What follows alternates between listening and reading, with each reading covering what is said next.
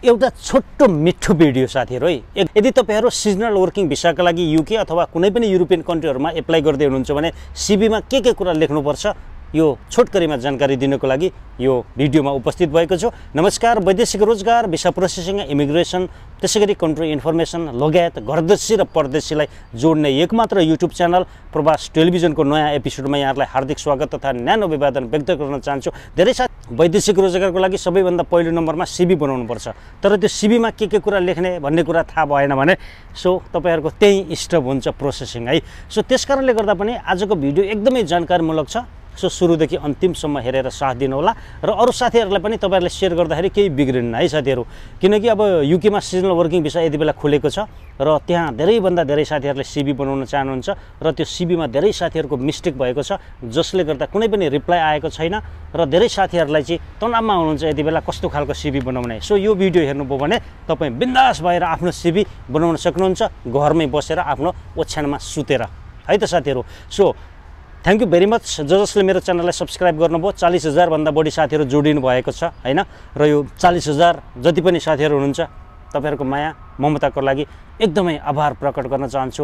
यसैगरी माया गर्दिनु होला, यसैगरी मेरो भिडियोलाई हेर्दिनु होला हैन। तपाईहरुको माया ममताले मलाई नयाँ भिडियोहरु बनाउन हौसला प्रदान हुन्छ र तपाईहरुको करियर ग्रोमा पनि यो च्यानलले केही न केही भूमिका निर्वाह गर्न सकोस् भन्ने चाहिँ हाम्रो मेन मोटो रहेको छ। साथीहरु, विषयवस्तुतिर प्रवेश गर्नुभन्दा अगाडि एउटा सानो जानकारी गराउन चाहे। हामीले कृषि फर्ममा लगानी गरेका छौं नेपालमा, काभ्रेपलाञ्चोक जिल्लामा छ यो हैन। 20 लाख भन्दा बढी लगानी भएको एउटा फर्म छ जहाँ कुखुराहरू, बङ्गुरहरू, हाँसहरू, कालिजहरू सजिलैसँग पाल्न सकिन्छ। त्यो फर्म ह्यान्डल गर्ने मलाई एकजना सहकर्मी चाहिएको छ, एउटा पार्टनर चाहिएको छ। तपाईहरु सहमति हुनुहुन्छ भने, तपाईहरु एग्री हुनुहुन्छ भने, नेपालमा केही गर्ने तपाईहरुको सोच छ भने र कृषिमा काम गर्ने केही मन छ भने अहिले नै मलाई इमेल गर्नुहोस् pravash@gmail.com। यो स्क्रिनमा जुन डिस्प्ले भइरहेको छ साथीहरु, फटाफटी इमेल गर्नका लागि हार्दिक अनुरोध गरे। मलाई पार्टनर चाहिएको है, मलाई कामदार चाहिएको होइन, पार्टनर चाहिएको छ। त्यहाँ बसेर फर्म ह्यान्डल गर्ने पार्टनर चाहिएको छ। तपाईसँग पैसा छैन भने सुरुमा लगानी पनि 1 रुपैयाँ पनि गर्नु पर्दैन। यो मेरो वचन भयो साथीहरु। अब लागौं युरोपमा जुन फार्म वर्करको भिसामा हामी एप्लाई गर्छौं हैन, काम खोज्नको लागि सीबी चाहिँ फरवर्ड गर्छौं। त्यो सीबी कसरी बनाउन सकिन्छ? सर्वप्रथम साथीहरु एमएस वर्डमा सीबी नबनाउनु होला। सामान्य टाइपिङ गरेर बनाएको सीबीले काम गर्दैन। सीबी सधैँ पीडीएफ फाइलमा बनाउनु पर्छ। विभिन्न सफ्टवेयरहरु युज गर्नुहोस्, साइबरहरुमा गएर बनाउनुहोस् र तपाईलाई आउँदैन भने मात्रै मसँग बनाउनु होला। किनकि सुन्नुहोस्, 1 नम्बर तपाईको एक्सपिरियन्स फार्म वर्करमा हुनै पर्छ सिजनल वर्किङ भिसामा जानको लागि, नत्र तपाईहरुको सीबी बनाएर पनि फाइदा छैन, तपाईलाई लिँदैन। त्यो वेस्ट अफ टाइम, यसमा वेस्ट नै नगरौं हैन। एक्सपिरियन्स हुनुपर्छ। इन केस तपाईसँग एक्सपिरियन्स छैन भने, हामी त नेपालमा त एकदम पुरानो जमानादेखि खेती गरे मान्छे हो नि त। हाम्रो बाउ बाजे पुर्खाहरूले खेती गरेका छन्। हामीलाई माटोको नलेज छ, हामीलाई इरिगेसनको नलेज छ, हामीलाई हार्वेस्टिङको नलेज छ, हामीलाई चाहिँ प्लान्टिङको नलेज छ, हामीलाई चाहिँ कुखुरा कसरी पाल्ने, कुखुरालाई दाना कसरी खुवाउने भन्ने कुरा थाहा छ। बस यति भयो भने भयो। कुनै दर्ता भएको फार्ममा काम गरेको भनेर तपाईहरुले देखाउन सक्नुहुन्छ। इट्स नट बिग डिल है। त्यहाँ के लेख्ने भन्ने कुरा चाहिँ मेन कुरा हो हैन। के लेख्नुपर्छ? अब एउटा प्रोफाइल हैन, जिन्दगीमा सबैभन्दा महत्त्वपूर्ण कुरा जुन सीबी हेरेर तपाईहरुलाई चाहिँ रिक्रुट गर्छ हायरिङ म्यानेजरले हैन, उहाँहरु समक्ष हामी चाहिँ सीबी पठाउँदै छौं भनेदेखि केही न केही राम्रो त होस् न। अलिकति कलर फोटो चाहिन्छ, एकदम राम्रो। लेफ्ट साइडमा फोटो, सबैभन्दा माथि क्यापिटल लेटरमा आफ्नो नाम, नामभन्दा तल आफ्नो पोजिसन फार्म वर्कर लेख्ने, त्यसभन्दा तल एबाउट मी, एबाउट मीमा आफ्नो स्किलहरुलाई मेन्सन गरेर 1 प्याराग्राफ लेख्ने हैन।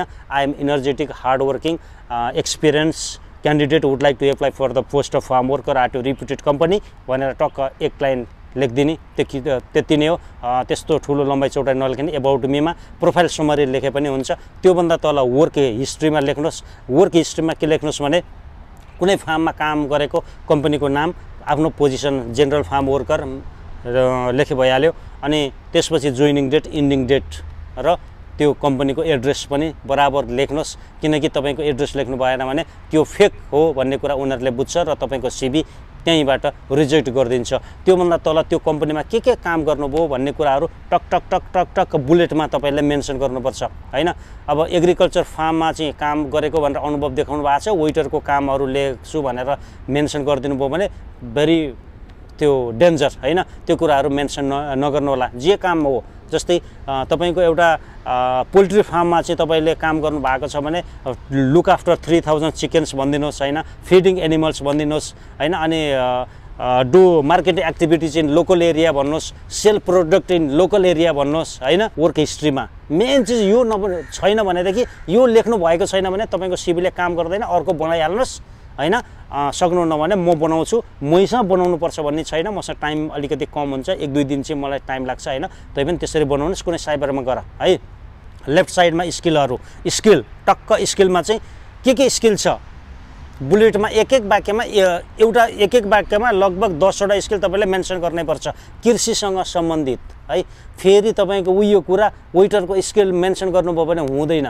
स्किलमा के लेख्ने फिजिकली फिटनेस हैन गुड कम्युनिकेसन स्किल अनि detail oriented and young experience अथवा ह्याभिङ 6 इयर्स एक्सपिरियन्स हैन अनि फिजिकली फिटनेस भइहाल्यो त्यो सबै हैन अनि के नलेज छ good soil knowledge irrigation harvesting planting knowledge हैन अनि able to find out animals health हैन सबै कुराहरू मेन्सन गरेर स्किलहरुलाई टक्क मेन्सन गर्ने त्यो भन्दा तल ल्याङ्ग्वेज स्किल इंग्लिश लेख्नै पर्छ इंग्लिश हिन्दी नेपाली त्यसभन्दा तल हैन तपाईको अरु के छ स्किलहरु की स्किल ड्राइभिङ नलेजहरु छ भने ड्राइभिङ डिटेलमा लेख्ने हैन त्यसैगरी अनि अरु कुरा पर्सनल डिटेल लेख्ने पर्सनल डिटेलमा बुवाको नाम मम्मीको नाम हाइट वेट डीओबी जेन्डर यिनै कुराहरुलाई मेन्सन गर्नुस् त्यसपछि रेफरेन्स तपाईको कुनै कम्पनीमा काम गर्दै हुनुहुन्छ भने कम्पनीको मालिकको रेफरेन्स राख्नु भयो भने it will be very easy for them है नेक्स्ट एजुकेसन आउँछ एजुकेसन ब्याकग्राउन्डमा कुन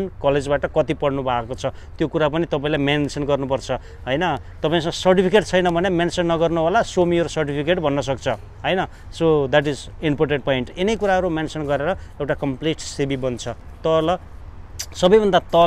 सबैभन्दा सीवी को तल भनेको आउने भनेको तपाईको डिक्लेरेसन आउँछ त्यो डिक्लेरेसन कसरी लेख्ने तपाईलाई आइहाल्छ मैले भन्नु पर्दैन हरेक सीवीहरुमा भइहाल्छ डिक्लेरेसन भन्दा तल आफ्नो नाम त्यसलाई बोल्ड गरिदिनु होला नेक्स्ट कभर लेटर आउँछ कभर लेटरमा फर्स्ट प्याराग्राफमा सधैं माथि तपाईको नाम ठेगाना email ID phone number next कहाँ एप्लाई गर्दै हुनुहुन्छ त्यो कम्पनीमा एप्लाई गर्दै हुनुहुन्छ भने कम्पनीको नाम ठेगाना एड्रेस देन सब्जेक्टमा लेख्नुस् application for the post of farm worker next dear sir फर्स्टमा तपाईको किन एप्लाई गर्दै हुनुहुन्छ भनेर एक प्याराग्राफ मेन्सन गर्नुस् हु आर यु आफ्नो परिचय दिनुस् हैन Basanta Nepal originated from Kathmandu Nepal would like to apply for the post of farm worker to come and work in the UK for summer season 2022 भन्दिनु होला हैन त्यसैगरी अनि I have all the skills and knowledge for this position के छ त स्किलहरु टक टक टक टक टक मेन्सन गर्ने सेकेन्ड प्याराग्राफमा एक्सपिरियन्स डिटेल कहाँ काम गर्नुभयो के जान्नुहुन्छ थर्ड प्याराग्राफ स्किल डिटेलहरुलाई मेन्सन गर्नुस् पुरै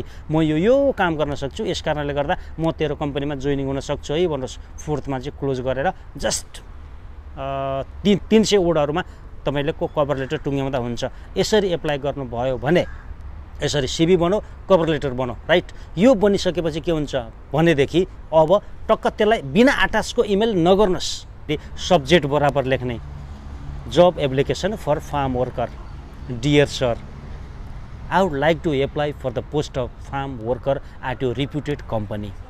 I have all the skills and experience for these positions. Please find my CV and cover letter for your kind reference.